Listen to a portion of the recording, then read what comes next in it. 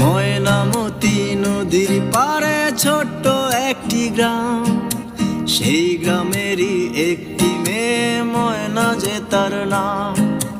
ময়নামতি নদীর পাড়ে ছোট্ট একটি গ্রাম, সেই গ্রামেরই একটি মেয়ে ময়না যে তার নাম।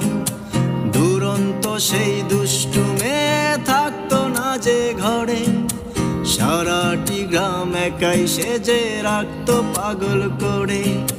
পাশের গ্রামের একটি ছেলে, নাম ছিল তার মতি। ময়না ছিল সেই ছেলেটির একমাত্র সাথী, সারা গায়ের চোখের মনি ছিল ময়নামতি।